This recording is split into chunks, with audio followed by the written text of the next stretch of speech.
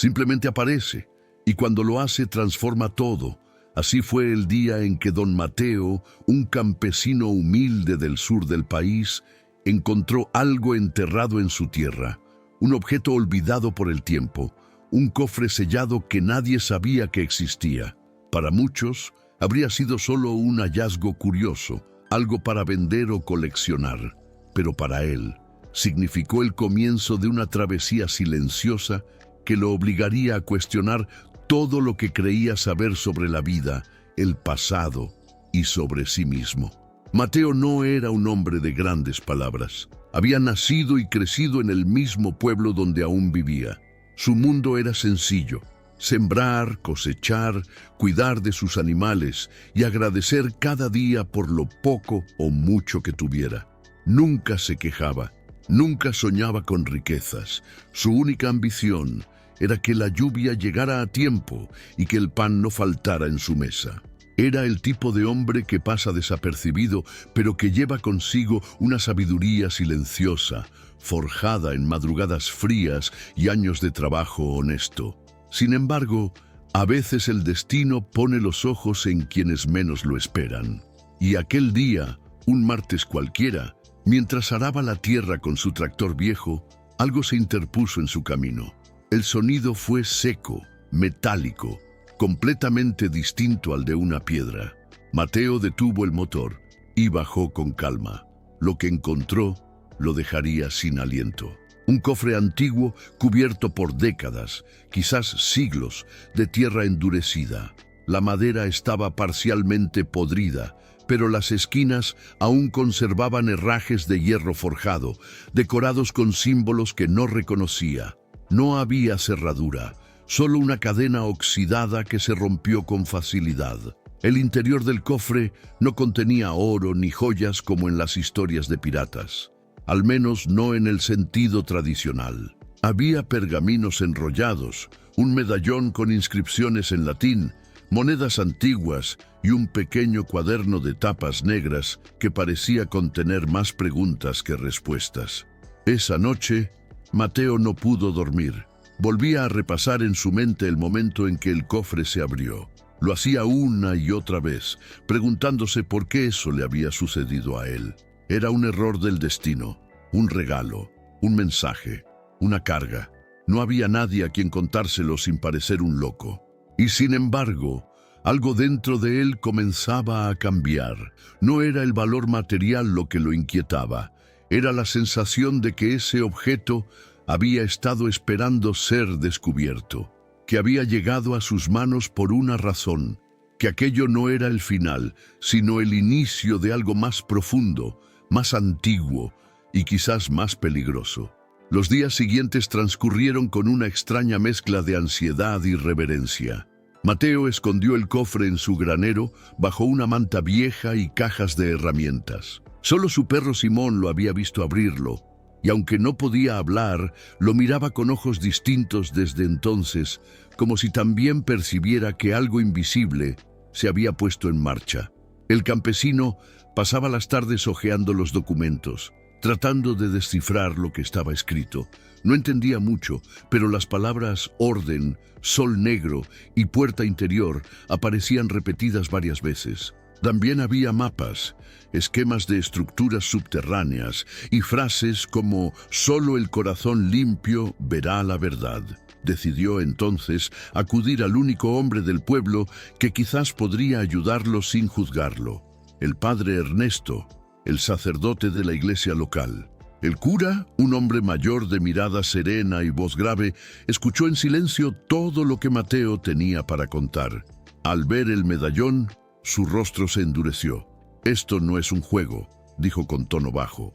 «Hay leyendas, historias de una hermandad antigua que ocultó secretos en lugares sagrados, tesoros que no eran de oro, sino de conocimiento, verdad, claridad y advertencias». Mateo no entendía completamente, pero sabía que algo grande se avecinaba. Lo sentía en la piel, en el aire, en los sueños que empezaban a perturbar su descanso. Estaba a punto de entrar en un camino del que no podría regresar. Un camino hacia lo desconocido, Un camino que comenzaba con un golpe seco del arado y un cofre cubierto por el olvido. El sol apenas asomaba por el horizonte cuando don Mateo salió de su casa con la calma de quien ha repetido el mismo ritual durante décadas. Encendió el viejo tractor, revisó las herramientas y dio una palmada cariñosa al lomo de Simón, su perro fiel, que lo seguía en silencio. Las ruedas del vehículo se hundieron en la tierra húmeda y el campo se extendía frente a él como un océano marrón y tranquilo. Era una mañana fresca de primavera. Las aves aún no terminaban de despertar y el viento traía ese olor característico de campo recién regado. Nada indicaba que aquel martes sería diferente de los anteriores, pero lo fue. A media jornada, cuando Mateo ya había recorrido varias hileras del terreno, el tractor se detuvo de golpe. Un sonido metálico, sordo y ajeno a todo lo que conocía, lo obligó a frenar en seco. Pensó que había golpeado una piedra grande o quizás una vieja herramienta olvidada bajo la tierra. Bajó del vehículo, escarbó con una pala y sintió que algo extraño emergía del suelo. Madera, pero no cualquier madera. Era más dura, con bordes definidos, reforzada con hierro oxidado. El corazón comenzó a latirle más rápido. Con cuidado y ayudado por sus manos firmes, Mateo desenterró una caja rectangular de unos 60 centímetros de largo, cubierta por tierra endurecida. Una vez limpia, notó que no era una simple caja. Era un cofre, antiguo, sellado, de esos que solo había visto en libros o películas. La cadena que lo rodeaba se deshacía al tacto, corroída por el tiempo. El metal tenía grabados en forma de espirales y símbolos que no reconocía. En la tapa, casi borrada, había una inscripción en un idioma que no sabía leer. La emoción lo sobrepasó. Nunca había encontrado nada parecido. Durante años había cultivado esas tierras, sudado en cada rincón, luchado contra sequías y granizadas. Jamás imaginó que bajo sus pies dormía algo así. ¿Qué hacía ese cofre enterrado allí? ¿Desde cuándo estaba? ¿Quién lo puso? No pensó en llamar a la policía, tampoco en avisar a alguien. Su primera reacción fue protegerlo. Lo envolvió en una manta y lo escondió en la parte trasera del tractor. Simón lo observaba con inquietud, como si presintiera que lo que acababan de desenterrar no era algo común. Al llegar a casa, se aseguró de que nadie lo viera. Cerró todas las ventanas y llevó el cofre al interior de su taller, un pequeño cuarto de madera con herramientas colgadas por doquier. Allí, bajo la luz tenue de una lámpara antigua, lo abrió. El chirrido de la tapa al ceder llenó la habitación de un eco fantasmal. Dentro, envueltos en tela de lino, había varios objetos. Un medallón dorado con símbolos que recordaban a un sol rodeado de espinas. Un pequeño conjunto de monedas con rostros desconocidos, 3 pergaminos enrollados, atados con cordones de cuero, y en el fondo un cuaderno de cuero negro, cubierto de polvo. Mateo no supo qué tocar primero. Sentía que cada objeto respiraba historia, que no eran solo piezas antiguas, eran mensajes del pasado. Abrió uno de los pergaminos y vio palabras en latín, algunas en un castellano muy antiguo. No entendía del todo, pero distinguió frases como «Hermandad del Sol Negro», «El elegido que abra el sello verá lo oculto» y «El espejo no perdona». El medallón tenía en el reverso una inscripción grabada a mano, casi ilegible, pero cuyo símbolo central se repetía en todos los documentos. Mateo sintió un escalofrío. No era miedo, era reverencia, como si se hubiese convertido de pronto en guardián de un secreto milenario. Pasó horas esa noche revisando cada objeto, tomando notas, intentando entender sin éxito. Se durmió en su silla, con la cabeza sobre el cuaderno, y Simón dormido a sus pies. A la mañana siguiente volvió al campo. Observó el lugar donde lo había encontrado. Algo lo llamaba. Una intuición le decía que eso no era un hallazgo aislado, que el cofre era solo el primer paso. Decidió entonces visitar al padre Ernesto. El cura del pueblo, hombre sabio y de rostro sereno, lo recibió con curiosidad. Cuando Mateo le mostró el medallón, el sacerdote cambió su expresión. Lo tomó entre sus manos, lo observó con detenimiento y susurró: Esto es más antiguo de lo que imaginas. No deberías tenerlo tú. Mateo frunció el ceño. No lo busqué, padre. Solo estaba allí, bajo mi campo. El sacerdote suspiró. Le pidió ver los pergaminos. Pasó un largo rato en silencio, leyendo con lentitud. Al terminar, le devolvió todo con manos temblorosas. Hay muchas historias sobre cofres escondidos por órdenes antiguas. Leyendas, dirán algunos, pero siempre advertían una cosa. El que encuentra uno de estos objetos debe tomar una decisión. Puede buscar poder o puede buscar la verdad, pero jamás ambas. Mateo no entendía del todo, pero algo en su interior se removió. ¿Y si era cierto? ¿Y si este hallazgo no era casualidad? ¿Y si había sido elegido de alguna forma que no comprendía? El sacerdote le hizo una última advertencia. Ten cuidado. Hay secretos que no quieren ser encontrados, y hay verdades que, una vez vistas, no pueden olvidarse. Esa noche, Mateo regresó a casa más confundido que nunca. Se sentó frente al cofre abierto. Lo miró como quien mira una puerta cerrada a otro mundo, y supo que ya no había vuelta atrás. Algo había despertado, y estaba solo comenzando.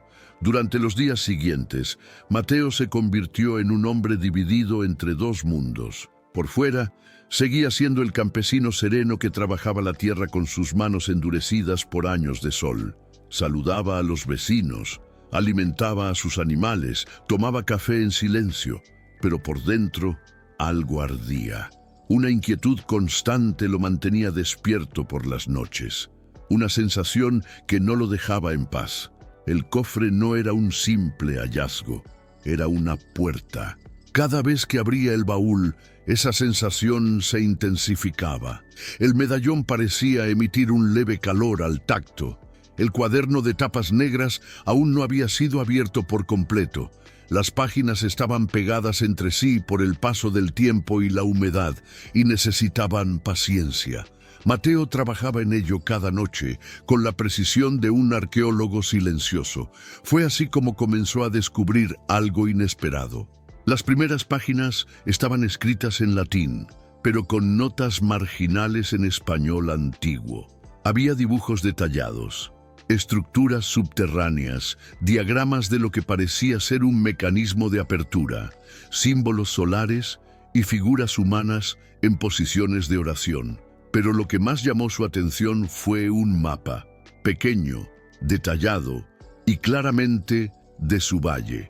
Mostraba una serie de marcas, líneas y un círculo rodeado por 8 puntos. En el centro, la inscripción: Aquí duerme la claridad. Mateo volvió al campo al día siguiente con el mapa en el bolsillo. Caminó por el terreno, comparando cada línea del papel con la realidad. Pronto encontró un patrón. Las rocas, los árboles, el cauce seco del arroyo, todo coincidía. Y en un punto específico del mapa, al pie de una colina, había una marca con un símbolo idéntico al del medallón. Excavó. No encontró oro, ni una segunda caja, ni nada que reluciera. Solo piedras dispuestas de forma circular, semienterradas, formando lo que parecía una entrada sellada. Se arrodilló, limpió la tierra con las manos y notó una losa central, rectangular, con una ranura perfectamente tallada. El medallón encajaba a la perfección, como si hubiese sido hecho para eso, pero no giró, no se abrió, nada pasó. Frustrado, Mateo regresó a casa. Esa noche, con el medallón aún en su cuello, repasó otra vez el cuaderno. Fue entonces cuando descubrió una frase subrayada varias veces en tinta roja. La llave no es de metal, sino de espíritu. Solo se abre lo que se comprende. ¿Y si no se trataba de fuerza física, sino de intención? Decidió entonces buscar ayuda.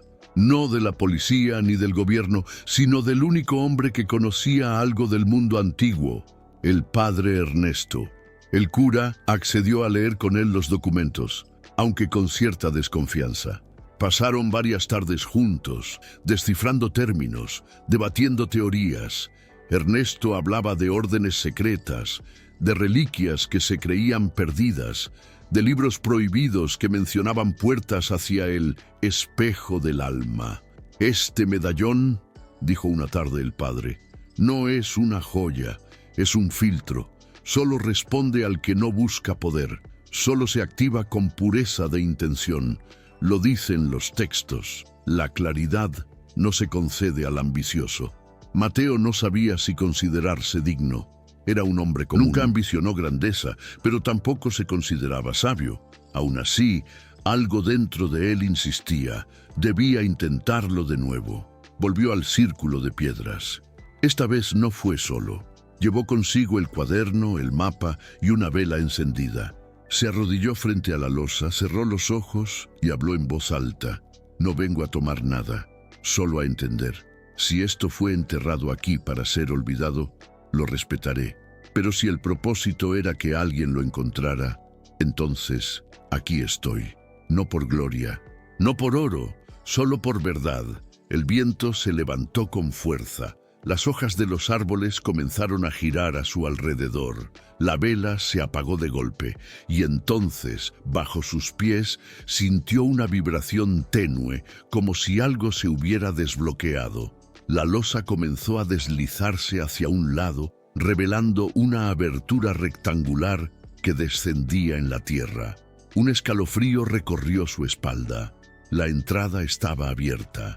Mateo no bajó ese día. Se quedó allí, contemplando el hueco oscuro, sintiendo el aire frío que emergía desde las profundidades. Había cumplido el primer paso. El cofre no había sido un premio, sino una invitación, y la verdadera prueba aún no había comenzado. Volvió a casa con el rostro pálido.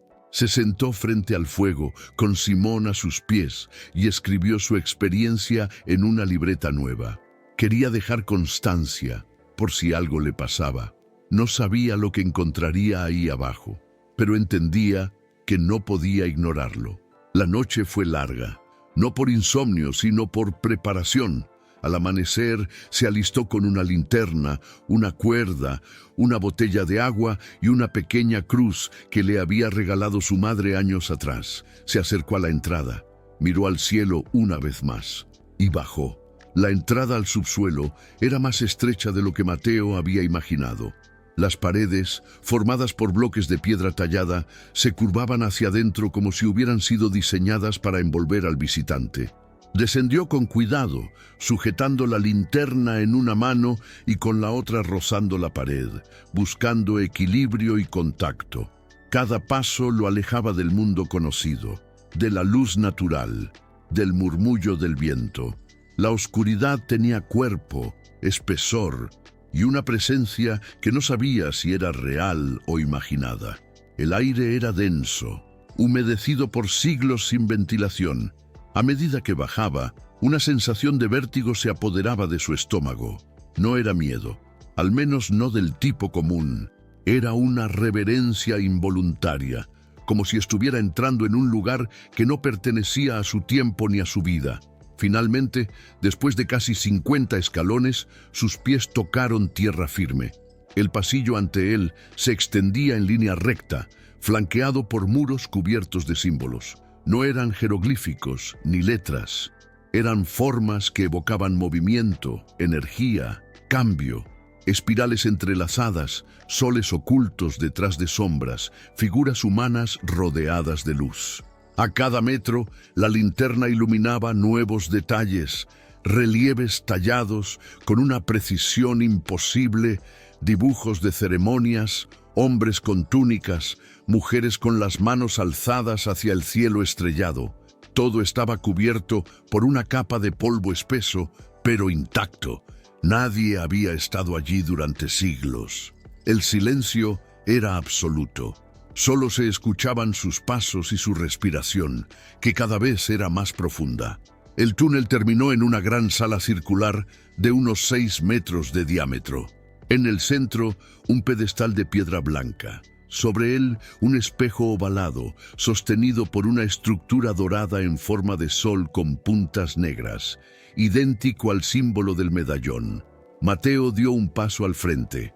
El espejo no tenía marco de cristal común. Su superficie era líquida, como agua quieta, aunque no reflejaba nada. Era opaco, cambiante, vivo. Se detuvo frente a él. Lo observó sin tocarlo. Y entonces el espejo lo miró. No literalmente, pero la sensación fue esa. Mateo sintió que algo dentro de él estaba siendo observado, escaneado, desnudado. De repente, la superficie del espejo comenzó a mostrar imágenes. No del presente, no de su rostro, sino de su pasado. Vio a su madre joven, cantando en la cocina, a su padre, enseñándole a sembrar, a su perro Simón cuando era solo un cachorro. Vio su adolescencia solitaria, sus errores, las veces que lastimó sin querer, las palabras que nunca dijo, las personas que amó en silencio. Cada recuerdo estaba allí, sin filtros ni adornos.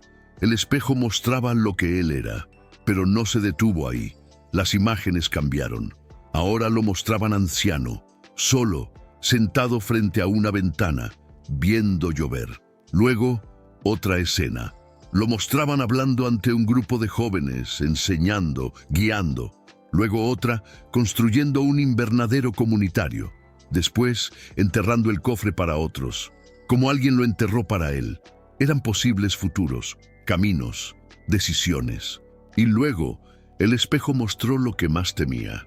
Asimismo huyendo, enterrando el cofre, olvidándolo todo, volviendo a su vida, como si nada hubiera pasado, y en sus ojos una tristeza profunda, no por lo perdido, sino por no haber tenido el valor de enfrentar lo que fue llamado a vivir. Mateo retrocedió, se sentó en el suelo, sudaba, no podía respirar con normalidad, nunca había experimentado algo así. No era magia, no era religión, era una revelación interna proyectada fuera de su cuerpo. El espejo no era un oráculo, era un puente, y él estaba cruzándolo. Volvió a levantarse, tocó la superficie con la punta de los dedos. Era suave, casi cálida, y entonces escuchó una voz, no en el aire, sino dentro de sí mismo. No tenía tono, ni acento, ni edad. Solo decía, la verdad no es un lugar, es una decisión. La frase resonó en cada parte de su cuerpo. Mateo cerró los ojos. Pensó en todo lo que había vivido hasta ese momento, en lo que tenía, en lo que no había buscado, pero lo había encontrado, en el propósito que no comprendía, pero que sentía. Comprendió que la cámara no era un tesoro escondido, era un umbral, y que salir de allí sin cambiar sería una traición. Se arrodilló, no para rezar, sino para agradecer. No por lo que había visto, sino por haber sido digno de verlo. Y se prometió a sí mismo que lo vivido no quedaría guardado en su corazón como un secreto más. A su alrededor, la sala comenzó a oscurecerse. El espejo se volvió opaco nuevamente. La energía cambió. Era como si el lugar hubiera cumplido su función, como si ahora, con su misión revelada, Mateo ya no tuviera nada más que buscar ahí. Con el medallón colgando sobre su pecho y el cuaderno en el bolsillo, comenzó el camino de regreso. Subió por los mismos escalones, sintiendo que cada paso lo alejaba del misterio, pero lo acercaba a sí mismo. Al salir, la luz del atardecer lo cegó por un momento.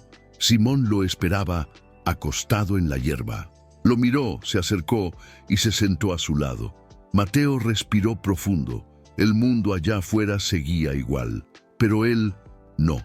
Después de su descenso al corazón de la tierra, Mateo ya no era el mismo. Algo dentro de él había cambiado. No su forma de hablar, ni sus costumbres, ni su manera de mirar el mundo, sino la intensidad con la que sentía cada cosa. El silencio ahora le hablaba con mayor profundidad. Los árboles parecían más antiguos, la tierra bajo sus botas, más viva. Pero, ¿cómo se explica algo que solo puede entenderse viviéndolo? Esa pregunta lo atormentó durante semanas. Intentó continuar con su vida habitual. Se despertaba antes del amanecer, como siempre. araba la tierra, alimentaba a Simón, iba al mercado, al mismo banco de madera donde tomaba café con los demás hombres del pueblo.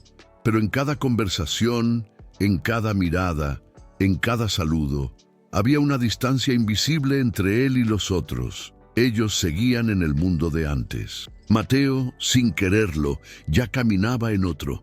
Guardó el secreto el mayor tiempo que pudo, no por miedo al rechazo, sino porque intuía que no todos estaban listos para escuchar lo que él había visto.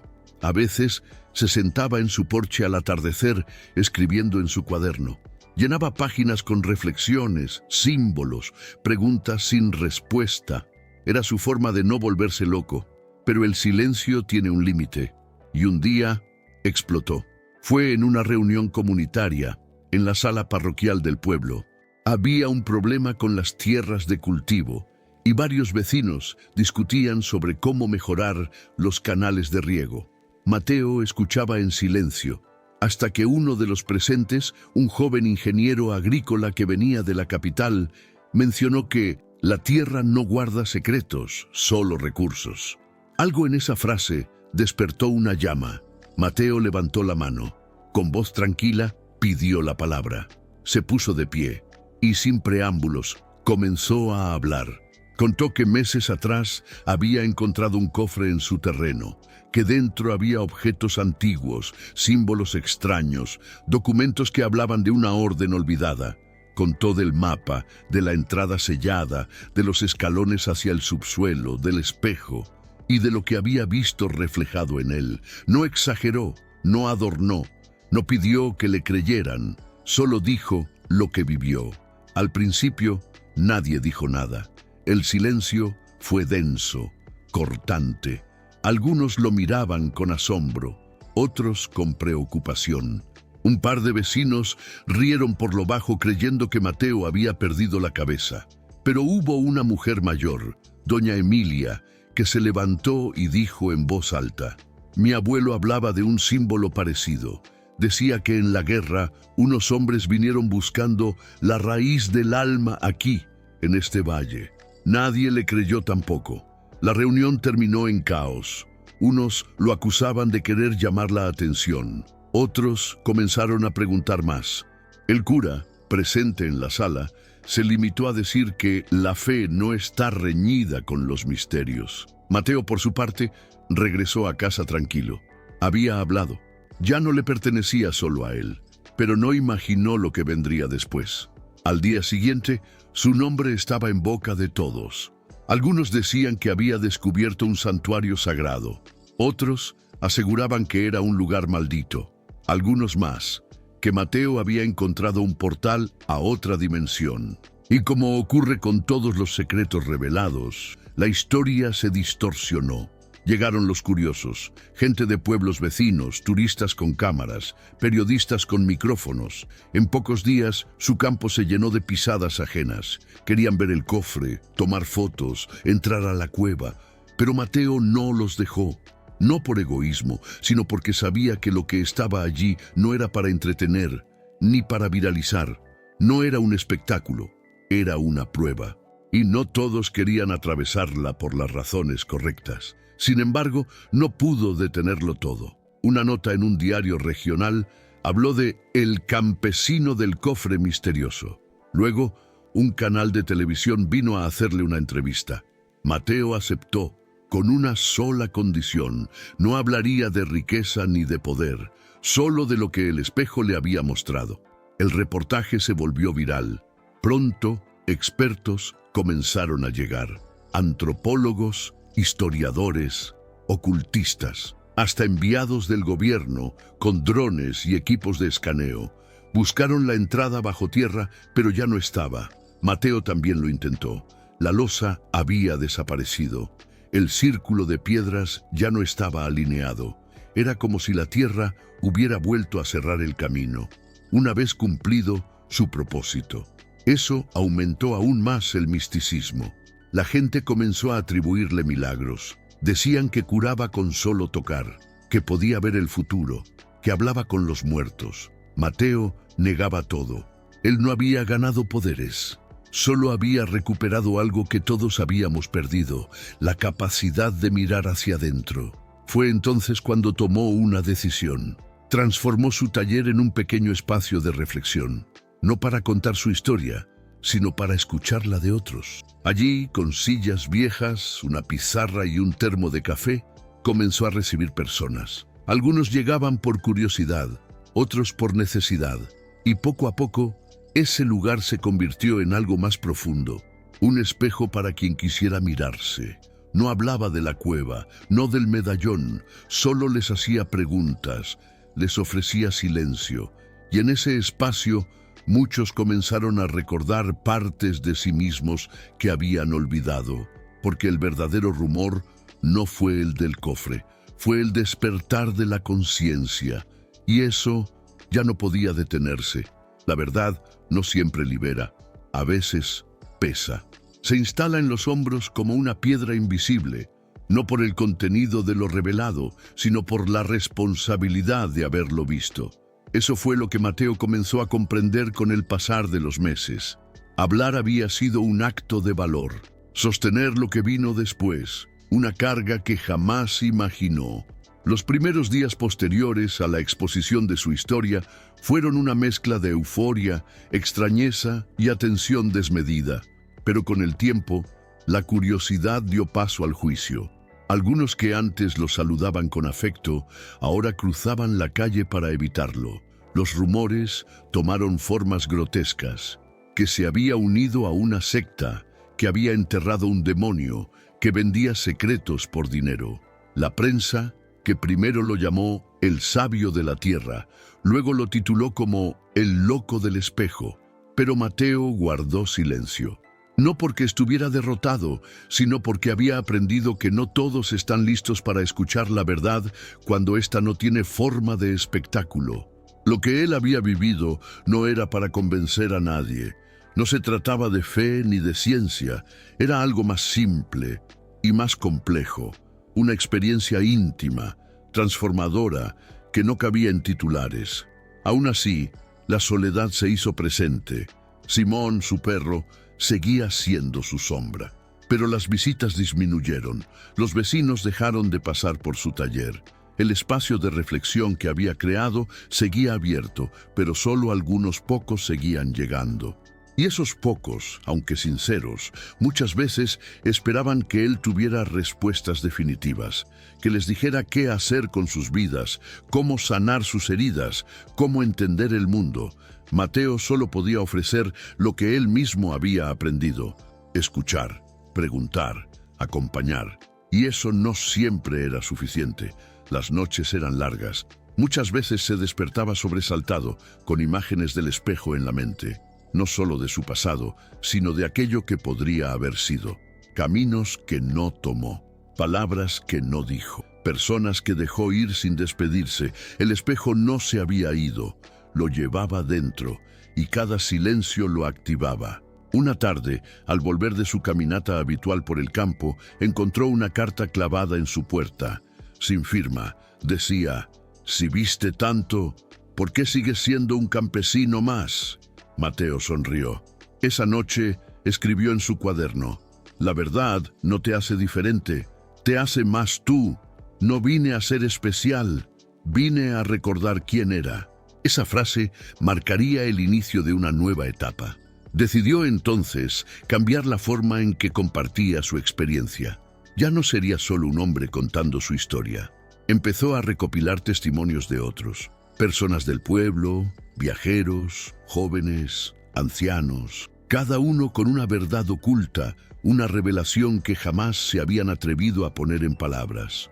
Publicó pequeños folletos, simples, sin nombre, sin rostro, solo con frases y preguntas que invitaban a la introspección. No temas mirar lo que duele. El silencio también habla. La verdad no se impone, se ofrece. Poco a poco, esos papeles comenzaron a circular. Algunos eran dejados en bancos de plaza, otros en los pasillos del mercado, incluso en las iglesias. Pronto el pueblo se llenó de susurros. Gente que antes lo evitaba, ahora hablaba de esas frases que aparecían sin autor. No sabían que era él, O quizás sí, pero eso ya no importaba. Mateo había dejado de buscar reconocimiento. Solo quería sembrar algo, una semilla en cada corazón dispuesto. Fue entonces cuando recibió la visita de alguien inesperado. Una mujer joven de unos 30 años llegó al taller una mañana. No se presentó, solo dijo: «He viajado 8 horas para encontrarlo. Leí algo que usted escribió. No quiero respuestas, solo saber cómo se sostiene la verdad sin volverse piedra». Mateo la miró, le sirvió café y hablaron durante horas. Ella le contó su historia, su infancia marcada por el abandono, sus años de lucha interna, su constante sensación de estar fuera de lugar. Mateo no le dio consejos, solo escuchó. Al final del día le regaló su cuaderno, no el del cofre, sino el suyo propio, aquel donde había escrito durante meses todo lo que sentía. Ella lo abrazó, no lloró, pero sus ojos brillaban de forma distinta al irse. Y Mateo entendió algo nuevo. El peso de la verdad no siempre es una carga, a veces es una herramienta, un puente, una lámpara para quien aún camina en la niebla. Los años siguieron pasando. Simón envejecía, Mateo también. Sus manos, cada vez más temblorosas, ya no podían arar como antes, pero su mente seguía clara.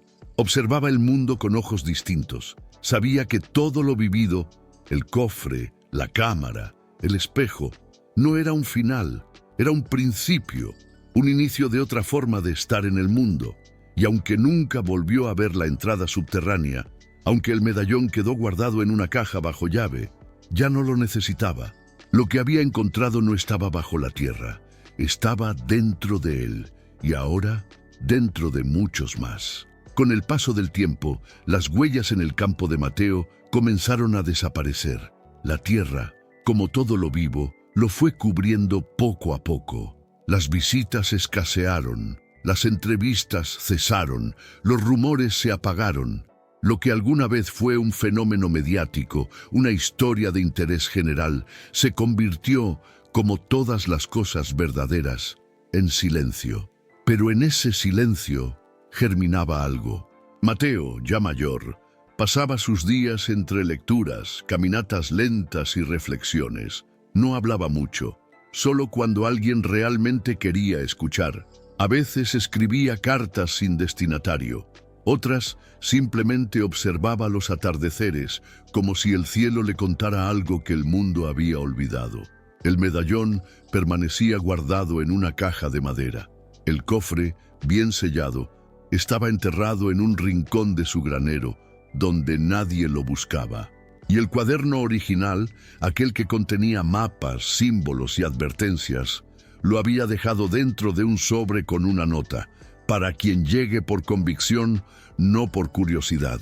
Mateo entendía ahora que lo que había vivido no era para ser comprendido por todos. No porque fuera complejo, sino porque implicaba una disposición interna: ver hacia adentro, aceptar lo que se encuentra y actuar en consecuencia.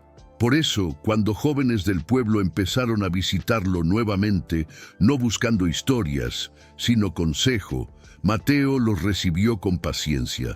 Les hablaba de la tierra, de la espera, del silencio, de cómo cultivar no solo alimentos, sino pensamiento.